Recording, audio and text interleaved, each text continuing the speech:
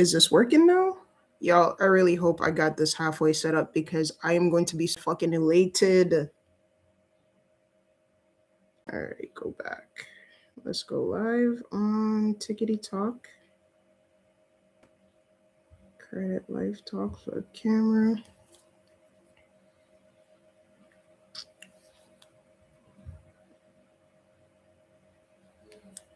Yo, what's good, everybody? What's good? What's good? I got tapped in with y'all early as shit. Hold on, let me get Twitch. Twitch. Y'all, I gotta get my set back up, bro. I'm rocking 3 screens right now. So, yeah, that's where we're at. And we're gonna start today off with, what are we listening to today, y'all? To hop in. Ouch. So, let me see if I can get my Twitch up and running. Let's go live.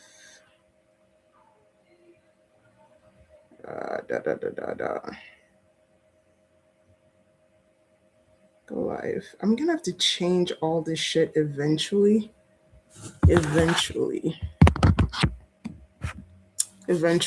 All right, so we got the 3 screens popping. We're gonna start our day off today. I don't know if y'all are Young Boy fans or not. However, we're gonna start off with Chanel number 9. It's only right. Or probably Untouchable. After this, we'll hop in, and of course, today we're speaking about credit for to end Friday.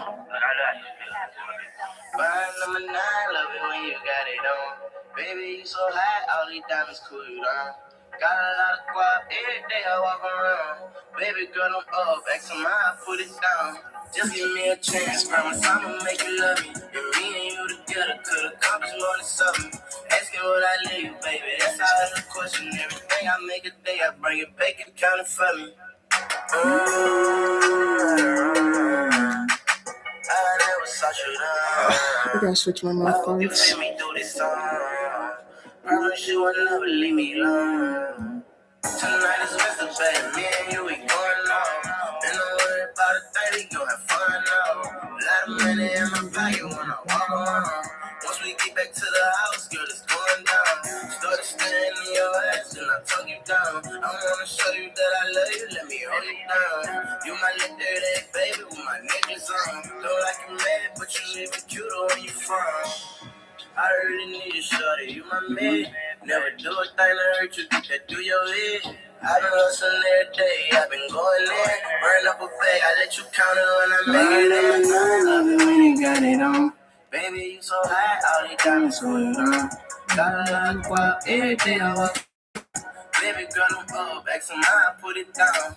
Just give me a chance, promise I'ma make you love me. And me and you together could accomplish more than something.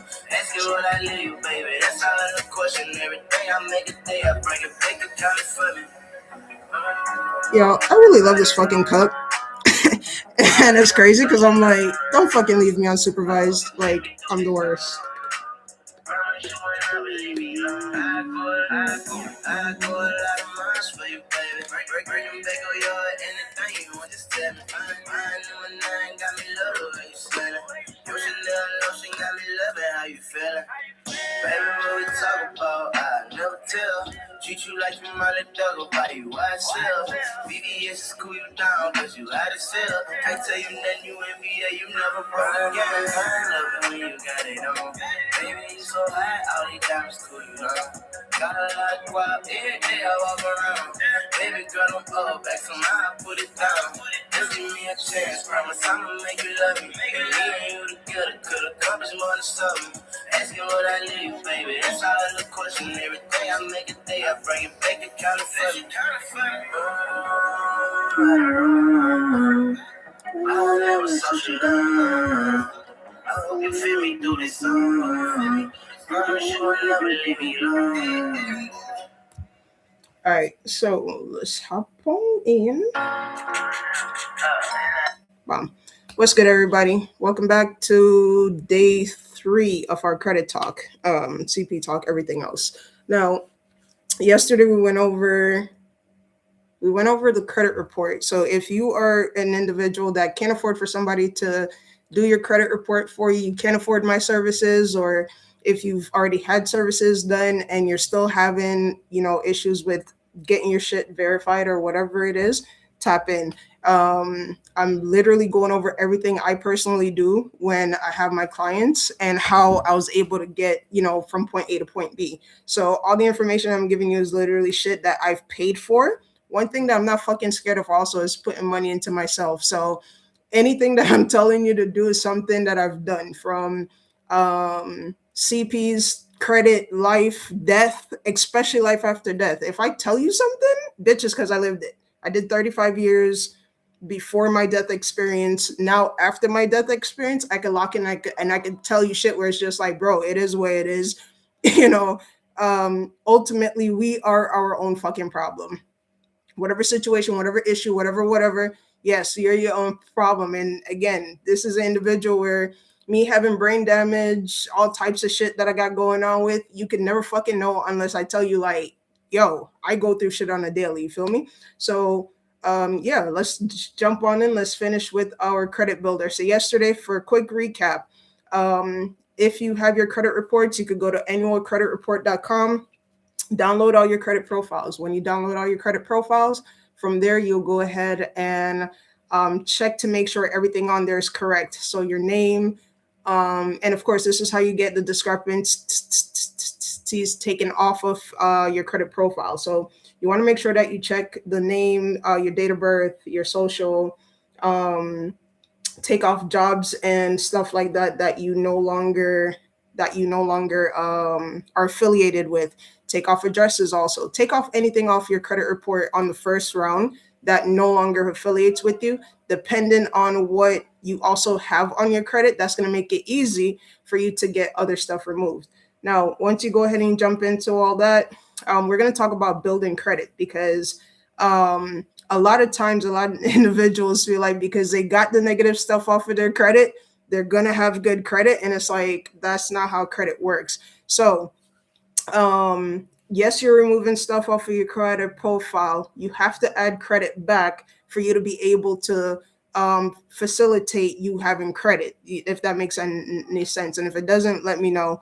I'll go more in depth in that. So when you're building credit, there's no way to have your good credit without reporting positive credit. This is why when you either have CPs or your credit profile, if you don't have a structured credit profile, they're not going to look at you as a profile that is actually worth speaking about. You feel me? So yeah, you're deleting everything off of it. Yeah, you might have a high score after you deleted everything, but you still have bad credit because you're not rebuilding in the process. So while you're doing that rebuilding accounts reporting, if you can't go through and add these accounts, you want to make sure that you have at least 2 active credit cards. So on either your CP or your regular profile, as long as there's a number attached, as long as there's a 9-digit number attached, right, for you to have a good quote unquote credit profile. Oh, by the way, while we're having this conversation, tap in, get your gear, do epic shit now. So I got to get this in a different color, by the way, because I was like, damn, I want to only rock black, but black, I probably will end up doing the colors of the days of the days of the week. Bomba caught. Look at me dosing over here and shit while I'm teaching. Bet. So yeah, definitely cop your shit, do epic shit today, and they will be in every color and on hoodies and everything else. Back to this. So for you to have a profile, that's going to be a proficient credit profile for you to be able to go from point A to point B, you need at least 2 active credit cards. So even if you're doing a CP, you still have to get 2 active credit cards at 2 or more. All of this is just like baseline numbers, right? And again, the more the merrier, okay? But don't get all the credit cards, especially if you're not going to use it, because a lot of times a lot of individuals will get a lot of credit cards, and then because they can't use a credit and pay it back, the card will end up getting closed. That also drops your credit. So only get what you need. Don't OD it, right? So once you add 2 or more active credit cards, you're in good standings. 1 or more active short-term loans. So short-term loans are considered self-lender, credit builder, personal loans. All of those are considered short-term loans. A short-term loan is something that you can pay back within 36 months or less. And when you're doing your short-term loans, also please make sure that the interest rate is something that you're able to facilitate. Because if you can't facilitate it, then there you go, effing up the fucking credit that you just went ahead and repaired because you can't pay the debt. America loves you to be in debt. I love when you're in debt, but make sure that if you're in debt, you have something to fall back on after that fact. You feel me? So, after you have one or more short-term loans, your next option is to add one or more long-term loans. So, a long-term loan, mortgage, bank loans, cars, all of those are considered long-term loans because those are going to be, what is it, 5 years, 6 years, and that's if you're buying the car, not if you're leasing the car. Leasing the car puts you in a different conversation, a different category. I hate sounds, bro. This should be whacking my nerves. So, again, for you to have a good credit profile, regardless if it's a CP or regular credit, you need two or more active credit cards. That means that those credit cards are in your name. So it's not an authorized user. It's not me adding you to my credit card. No, it's you actively applying for the credit in your name. So if your name's Jack Black, it's Jack Black, and Jack Black applied for credit. So now Jack Black actually physically has credit in Jack Black's name, right? Um, so two or more active credit cards, one or more active short-term loans. So self-lender, credit builder loans, personal loans, those are great. One or more active long-term loans, so mortgage, car payment, bank loans, anything that'll put you at that 5+ years. Now, while you're getting stuff removed from your credit, yesterday I told you guys that you have to start rebuilding your credit in the process. How do you rebuild your credit? You're going to either get those loans that I told you about, or you're going to go ahead and get secured credit cards. A lot of individuals, they will, they denounce secured credit cards. And I'm like, yo, don't let people make y'all feel less than because when you started off, you had a secure credit card. How the fuck do you start anywhere? You didn't just get out the vagina and started walking. You feel me? We had to do baby steps. But what's up, secure citizen? How you doing? Thank you for the gifts. So when you're doing the secured cards, right? And again, secured cards don't only have to be for quote unquote bad credit. If you're just starting out in the credit game, you have bad credit. So you want to go ahead and apply for secured cards. Most secured cards are going to put you at a $500 limit or below. Please do keep in mind, again, this is just a standard, but you can get higher rates over the period of time. So dollars, this is where now you got to have common sense to say, our community just tell other people, hell yeah, we're moving on up, moving on up. Now I'm about to have this tongue stuck in my head. So when you get the secured cards, yes, it starts at a low limit. This is with any card that you also get within your first 3 to 6 months, as long as you have on-time payment history and you're paying it before personally. When I was out here in these streets, let's say my billing cycle closed on the 10th, but my credit card got to me, the payment date was the 18th, right? Depending on the balance that's there, I would, like, let's say it was a high balance. Before the billing cycle closed, I would pay off a majority of the balance, right?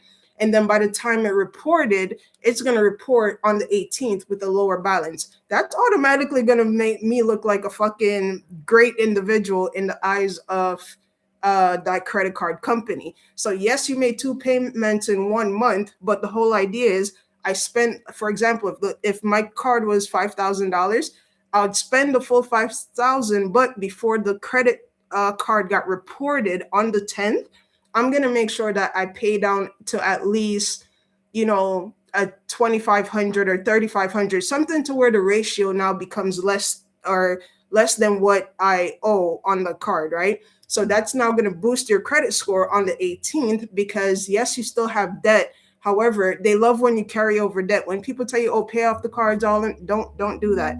Always carry some form of debt, but don't carry a ton of debt to where if you need, you just can't pay it and start back using the card. So cards that are perfect, credit builder cards would be Discover secured card. If you already had a Discover, and let's say this is also for your CP, if you have your regular Social Security with Discover, don't go get a CP with Discover. Whatever cards you have with your regular Social Security, do not get them with your CP.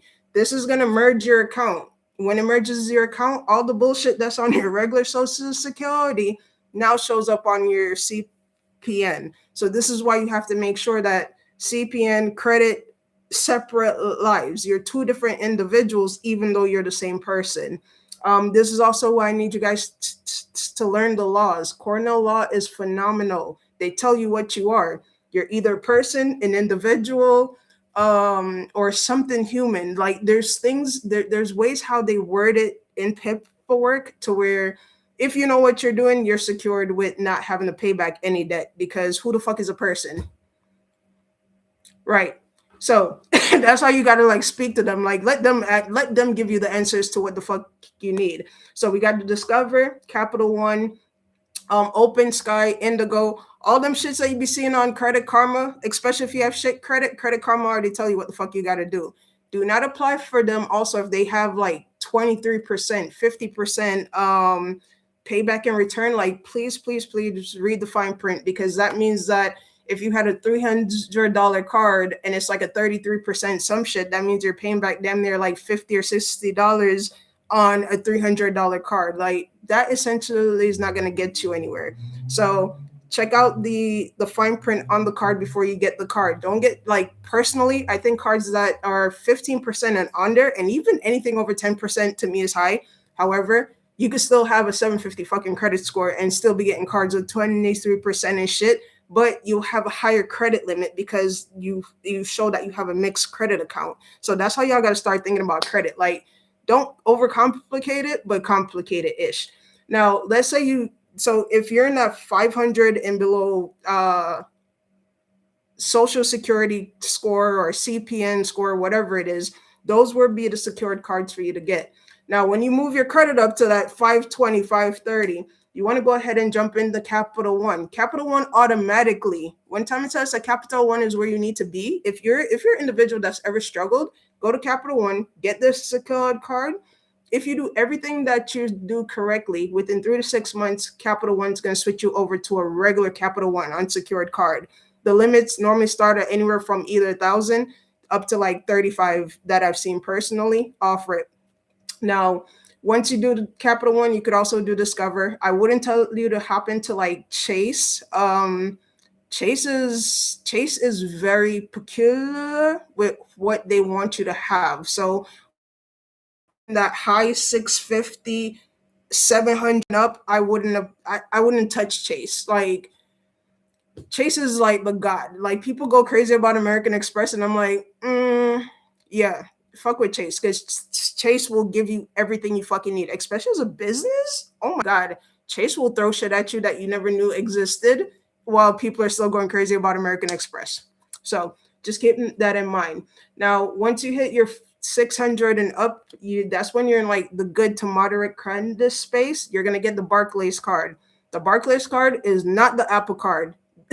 And I say this because a lot of individuals will say, oh, well, I have Barclays or Symphony. And, it's two different cards, guys.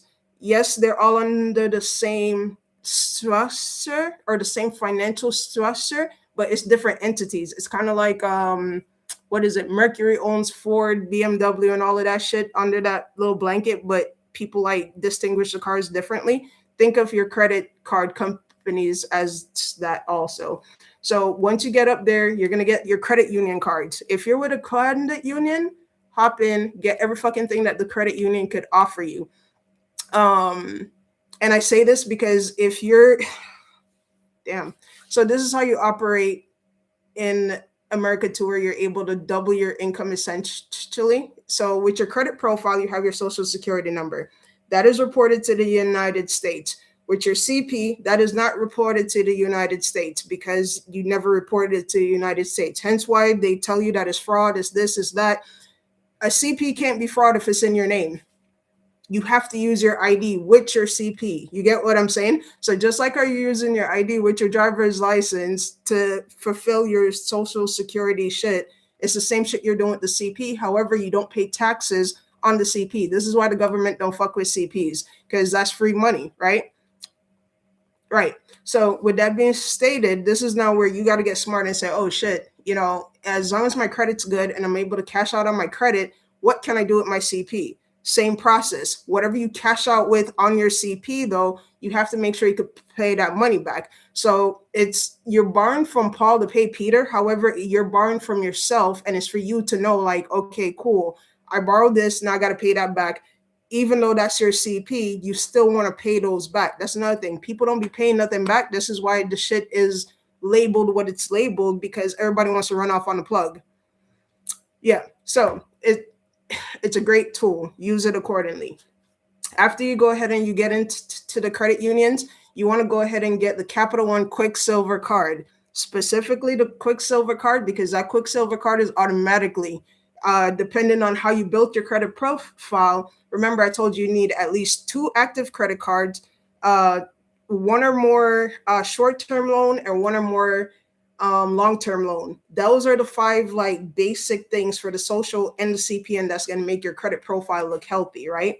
After you do that and you apply for the Quicksilver cards, as long as your payment histories are perfect on the other cards, Quicksilver is automatically going to start you off at a $10,000 like cap, because you have such great payment history. They could see that over, the years. So let's say you're doing 2-3 years in or something like that. And of course, if you do add trade lines to your account, you do get to that $10,000 limit faster, but not a lot of people would like to indulge in trade lines. So if you don't want to do that, then the other option is to build your credit over the span with getting the loans and other credit for yourself. Once you get to the 700 area, this is now where you start to play with the big boys. So Citi cards, if y'all know about Citi cards are phenomenal. They have like the best perks, I would say, outside of like American Express. I would say that Citi has the next set of perks. Then you're going to jump into your Chase Sapphire, Capital One Venture cards. Perfect once you get to that limit, because then you're always going to have lower interest and everything else. Like, those cards are phenomenal. Also, keep in mind with American Express, if I'm not mistaken, they have 2 sets of credit cards. So they have like, I believe, a cash now, and they have a something fucking card. One of the cards, you have to pay all that money back immediately. So you spend $10,000, you need to have that $10,000 immediately. And then they also have the one where you spend the $10,000, but then here's your payment that you have to make every month. So please be careful with which one of the American Express cards you decide that you're going to get. Now we're going to jump into challenging like derogatory information. Derogatory information, again, it could be reported by anybody. So if you went and you got an eviction and you had to go to a court, the court is essentially going to tell you that they don't report anything. However, somebody had to report that information to Nexus Lexus or to Sage Stream or any of these people and the third-party credit bureaus to say, hey, PG is responsible for the account that got charged off or for the bill that wasn't paid. Like, somebody had to give them that information, right? So with that, you want to make sure that when you're going through the credit report, so if you have your credit report again, grab it. You're going to look for all your collections, which would be under the box. The collection, if I'm not mistaken, it has all the dates and the payments. So if you ever missed the payment, if you were late, any of that stuff is under the little box. And I want to say they did like green, red, and yellow. And they would have something that says like CO or some shit. I got to pull up some credit, a report. But if I'm not mistaken, they also have the 30-day, 60-day, 90-day late. Like, they tell you all of that in your derogatory box, right? So while you're going over it, you're going to get your collections. You're going to get the charge-off amount. So the collections is, for example, if it's Comcast, you're going to say Comcast. So you could grab a paper, write it down. Comcast, the amount that was charged off of Comcast. If the account is listed as open or closed, those are also something that you want to pay attention to when you're disputing your credit report, because how the fuck is the account how's it open, but you're still telling me that it's charged off? Or how's it closed and you're still charging me for certain things? Like, make it make sense. So you want to pay attention to that. if they did assign it to an attorney. So a lot of places they will call you and tell you, oh, this is a lawyer firm and we're doing X, Y, and Z. If it was assigned to an attorney and if you feel like you want to deal with it, then you contact the attorney. If you don't want to deal with it, then you don't contact anybody. From there, you also want to go ahead and look into your bankruptcies and your judgments. The bankruptcies and the judgment, again, somebody at the courthouse has to report it. Being to the fact that when I used to fix credit, I used to get into it with so many people at the courthouse because, like, you're telling me that you didn't report it, but how did this get on my client's profile? Like, make it make sense. You feel me? Like, come on, guys. So you gotta literally just argue your way out of certain conversations, and that's if you decide to have voice conversations with like some of the people over the phone. Um, So from there, you are able to know your rights. You want to make sure again that what is it? The Fair Credit Reporting Act. If you go to their website, they have like a little booklet that you could print out and you can read through it. The last time I checked, it was like a purple looking book. Yeah, so I believe it's probably still purple, but that basically goes over like derogatory items and everything else in there, and it's ways how you're also able to exercise your rights. So if you have time to sit down, go through everything, that would be a great resource for you also. So now we're going to jump into the debt validation. This is literally like your pre-intro into your credit repair. Remember, I told you guys yesterday, a lot of people will tell you that it's 30 days for the credit agencies to get back to you. It's not 30 days. They have up to 60 business days legally. So up to 60 days, the government could do whatever the fuck they want to do. They have that permission, or the credit bureaus could do whatever they want to do. And that's a lot of times that's why they send you those stall letters, or they send you like oh, we couldn't verify, we couldn't do this, or we couldn't do that. So you definitely want to just look out for those. Now, when you send it to the different agencies, you want to make sure that if you're doing your pre-credit validation, this is what you send to the debt collectors before the credit bureaus. So a lot of people, they'll go to and the debt collector is like, let's say it's 123 Rainbow that's calling on behalf of Comcast. That's your debt collector. So the pre-debt validation goes to the creditor, okay? Not the credit card. I'm sorry, not the credit bureaus. The credit bureau is like you're dealing with the pre-debt, so that way you don't have to go to the credit bureau. Unlike if you have time, just go to a credit bureau, because then the credit bureau is essentially going to go back and do the validation that you were supposed to do in the first place. So hopefully that does make sense. Now, once you do your before validation stuff, your letter, you want to format it with all the current information that's on your driver's license. So yesterday I told you guys, if you pulled up your credit report, you see a ton of addresses in one shot. Depend on how many is on there. I'd say do 3 max, maybe 5 at a time, because you don't want to OD it. If you OD it, they're going to mark your file as frivolous and don't give a fuck about you. So if you have time, 3 to 5 items per category. So when I say category, personal information, so your name, blah blah blah, that's one category. Your collections, that's one category. So for example, if 30 collections account, don't put all 30 account in one shot. Yes, people do it. Do they have I've seen some people have results, and then I've seen some people not have results. So again, it's just hit or miss. You don't know what the fuck your outcome might be. You feel me? So the only thing you can do is try. Once you do your validation, now you're going to put your name, the address, all the information that's on your driver's license, and the creditor's name. Then you're going to go ahead and write something along the lines of, I'm responding to your contact about the debt that you're trying to collect, right? And again, this is only if you choose to reach out to the creditor that is contacting you to cover the debt, right? Now, also keep in mind, if you do contact these people, that restarts your debt. So it restarts your debt, and it restarts the statute of limitations that's on that debt. A lot of debt will tell you that within 7 years, they'll take it off of your account. Sometimes it's on there past that 7 years. And some of those accounts are going to be like retail accounts. So for example,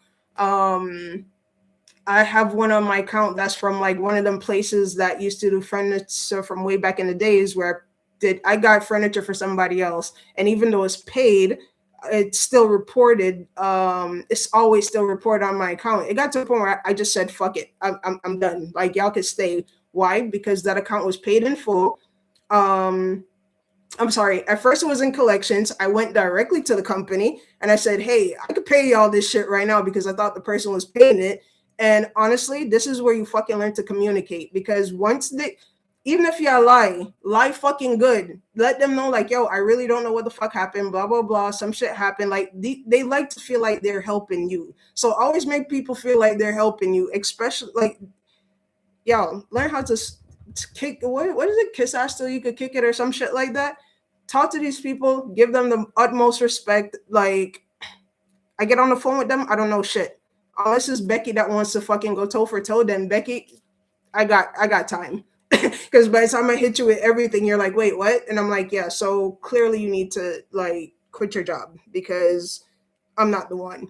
But talk to them, have respect, and just let them know, like, hey, I'm reaching out to y'all because you guys are collecting on the debt. This is also now where you got to get smart to say, hey, this collections company bought my $10,000 credit debt for maybe what, 5, 10 cents, maybe 15 cents, because you buy a whole fucking ledger, right?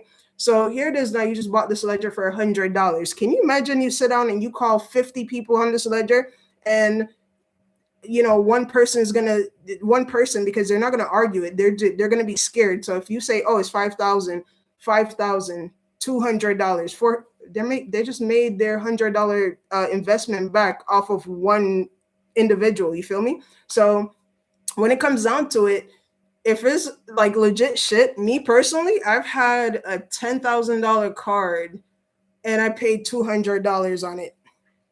Yeah, I was like, yeah, so I have $200. Y'all can take it right now. What do you want to do?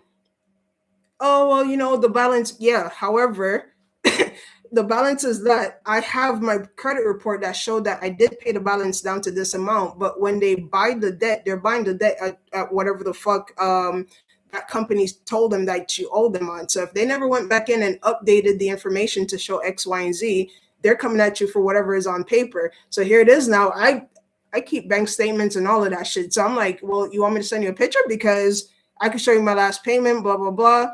It's saying 10. I actually owe 4. So now here it is. While they're giving me a hard fucking time, I'm like, all right, so you definitely gonna pay for my time. At first, I started at like 1,000, and then by the time I got done with him, I was like, yeah, so I got $200, and that's literally me ending the call and calling back like 3, 4 days in a row, because by the time you talk to somebody else, you gonna pay me for my time.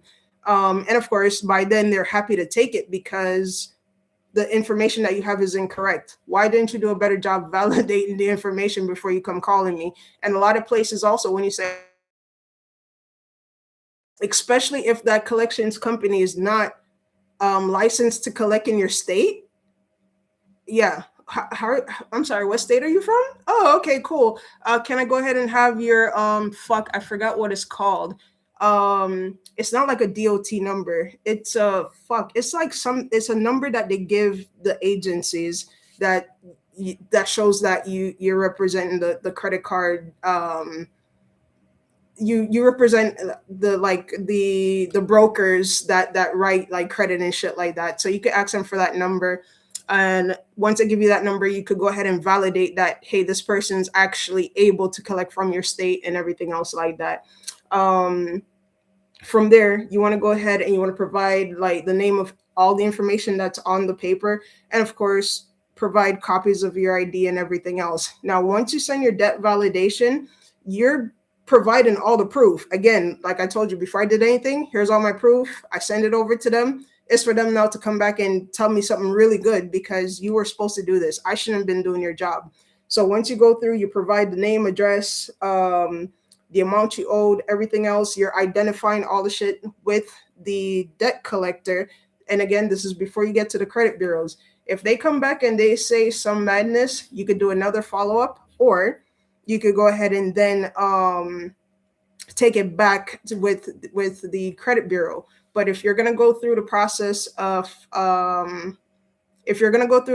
of sending a second valid look up. And again, this is where your credit and your CP essentially could do the same thing, but I would never tell you to mix your credit and your CP. Try to keep them separated as possible. All right. So when you're doing your validation, this is the only time also when you're sending your follow up, I would say you're able to use the 15 USC 1692E and the, what is it, 15 USC F.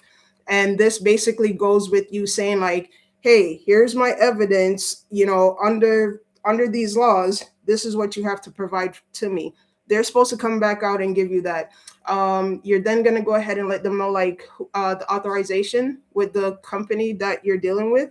What's your authorization of the law to collect? So now you're asking them like, who authorized you, to collect this debt and everything else. Then from there, you're going to ask them, please send evidence of your authorization to operate in the state and everything else. If they can't send you all of this, you don't need to pay for nothing. You feel me? So when these companies are hitting you out for money, they need to tell you if they're even legal to collect in your state. Once you go ahead and you do the debt validation, that's when you go ahead and you start your round one, because you're hoping that when you do your pre-validation with the collections company, they're going to go ahead and either update everything or remove it. If they don't do that, then this is now where you come into your official round one with the credit bureaus, right? This is now where when you send it to the credit bureaus, you want to make sure that you're cleaning up everything. So your name, personal information, full name, address, phone number, employer. You want to have one of everything. Based on how my name is, Peter Gay, I've seen so many variations, and I'm like, bruh, it's Peter Gay. I've seen so many. So I love when I look at my credit report, I'm like, ooh, that's wrong, that's wrong. All right, bet, because 90% of my debt is going to come off, right? Especially because it's incorrect. So one name, one address. The address, this is also where make sure that you're sending your driver's license with the newest updated address, right? One phone number and one email address and one employer.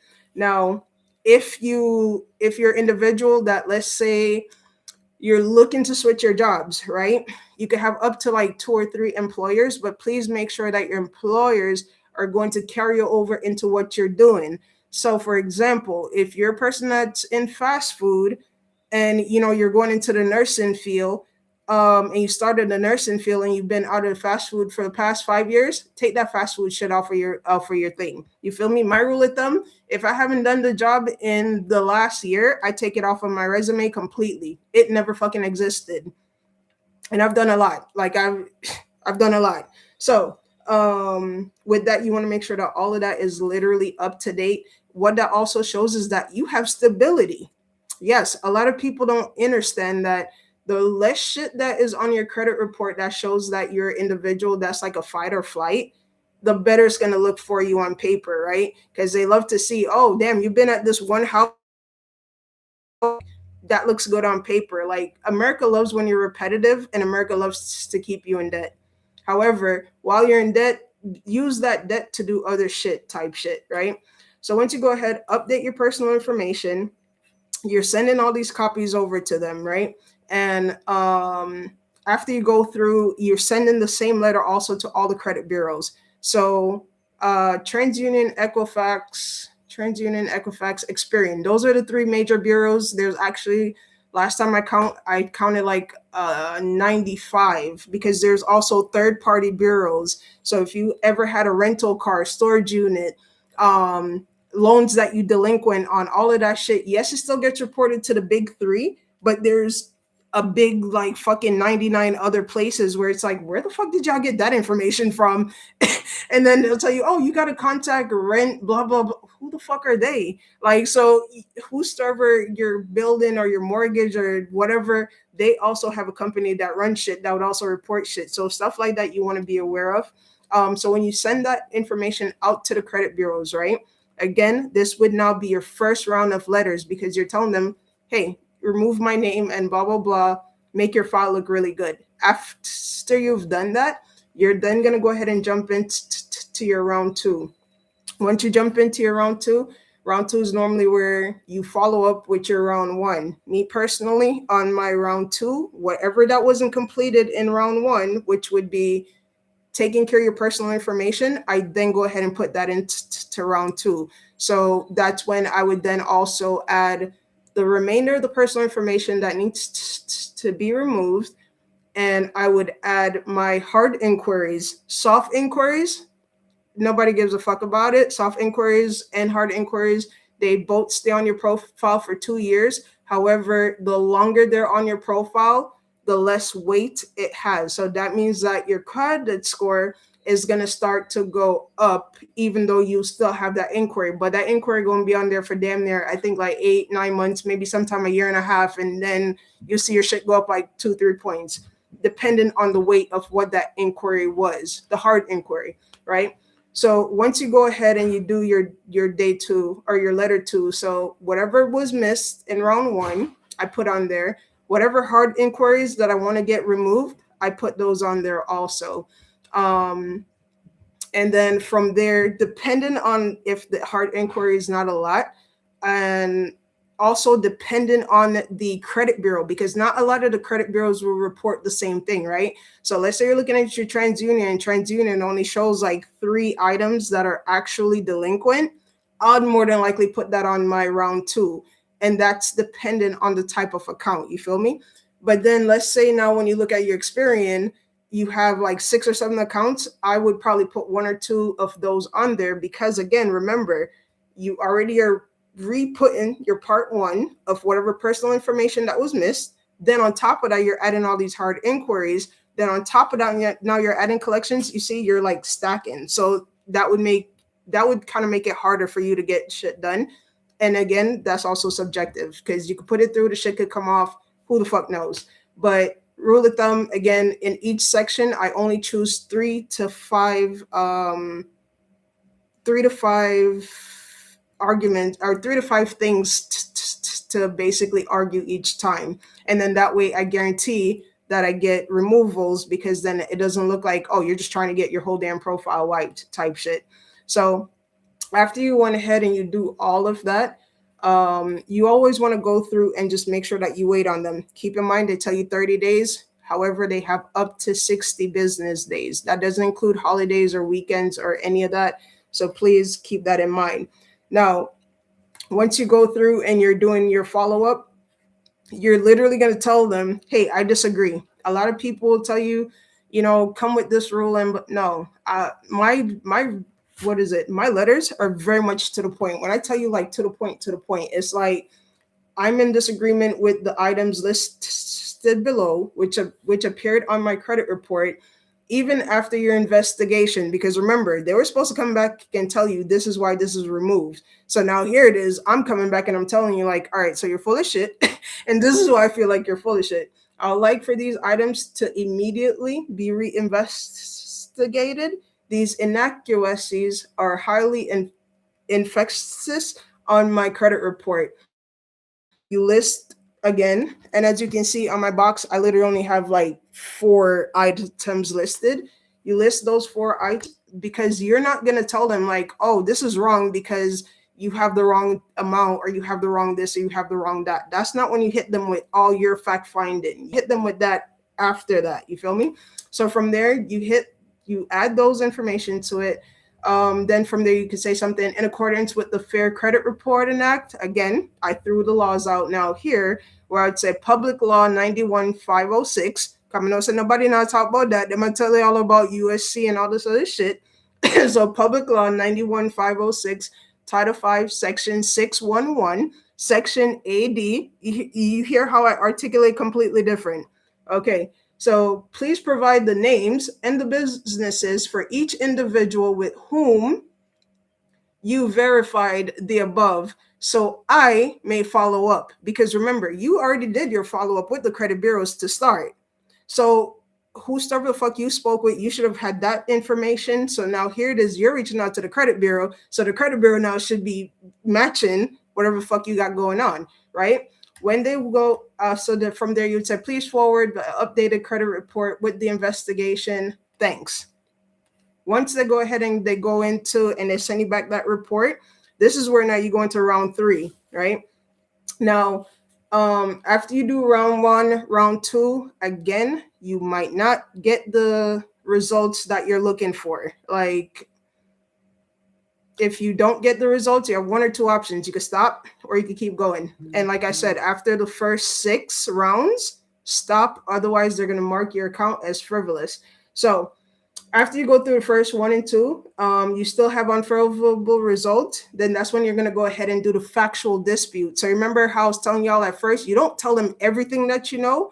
This is when you say, all right, let me go ahead and fuck y'all without lube, because now I got to do your job. I need you to remove that. You feel me? So here it is now. Once you go ahead and you jump into it, you're going to go through every account, like what I told you guys to do, and you're going to do the factual dispute. So these are things that you're going to look for on the factual dispute, and then you're going to mark that information out. So, for example, damn, I'm going to have to turn this shit into like a fucking booklet, bro. Why the fuck am I not selling y'all DIY? Bah, bam, I got you. DIY kits coming and all this other shit. So for your factual disputes, right? So remember, when you grab your credit report and you're looking at your credit report, in that box that has like the 30-day late, 60-day late, all of that shit, right? All that outdated information that they were supposed to update for you. The incorrect account numbers, again, the account numbers, yes, it's dependent on the bureau that reports it. They'll have X's and shit. You have your statement in front of you. Pull up the fucking statement, count the amount of X's, verify the numbers at the end, and sometimes those numbers are always wrong. I swear to you on God, I've had so many accounts removed because when I count this shit, I'm like, wait, hold on. Why the fuck y'all have 10 and I only have 8? That's incorrect. So you circle that, because that's something that now you have to go point out. Then from there, if it's outdated information, how is it my account is showing closed, but then you're telling me that it's open? Doesn't make sense. Accounts that have been re-aged. So remember, I was telling you guys, if they get in touch with you, they're going to redo that account as if it's a brand new account.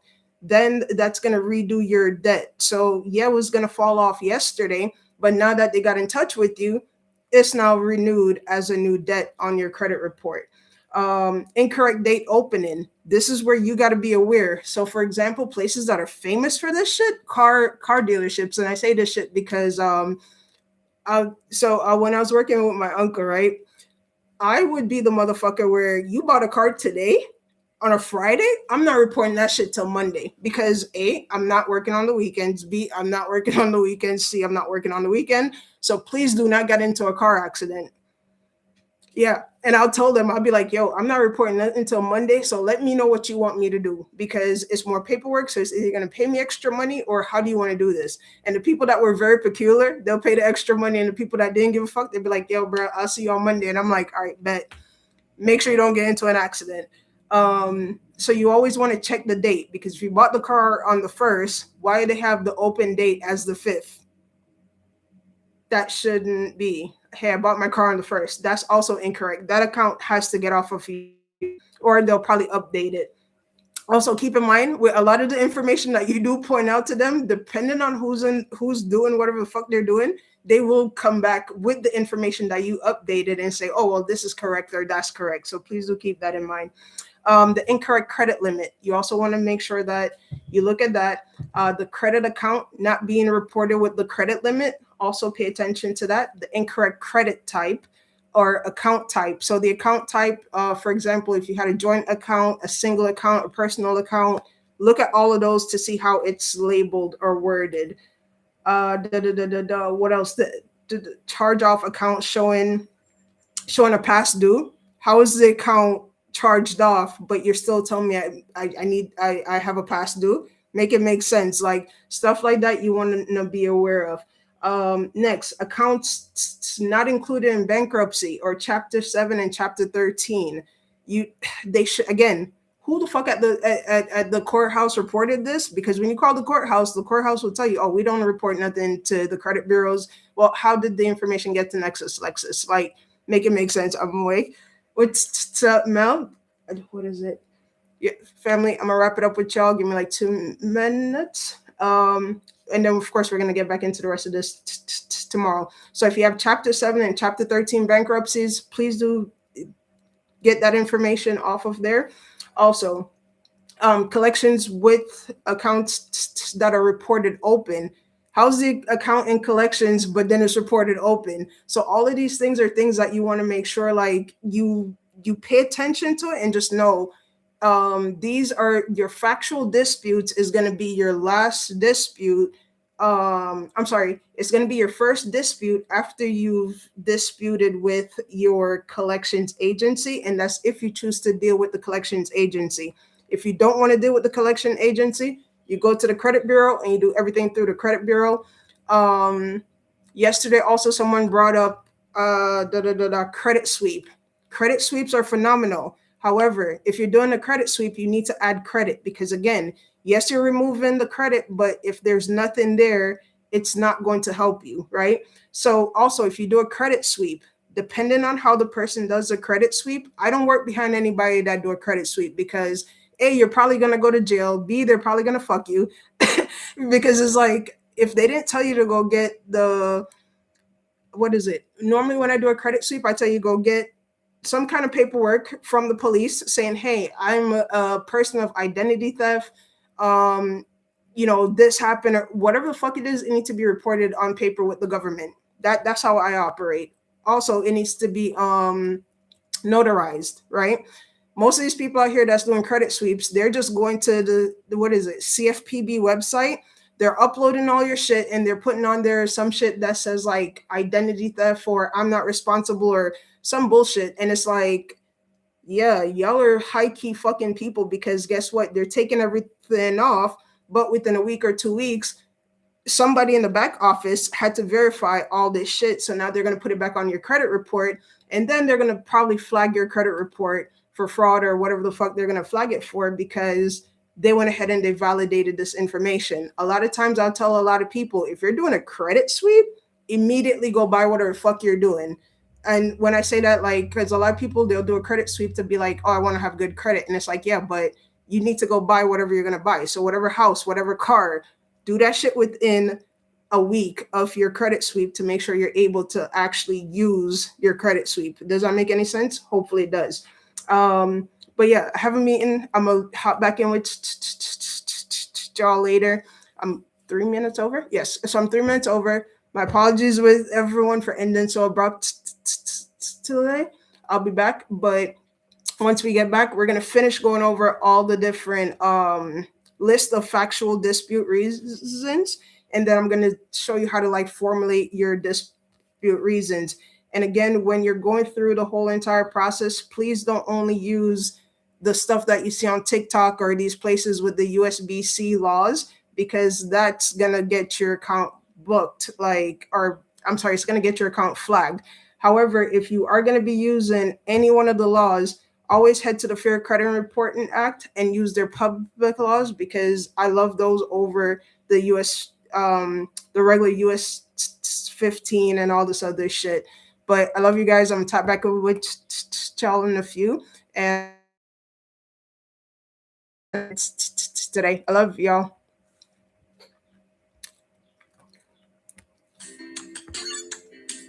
End stream. Bomb. All right, call Mal. All right, Mal.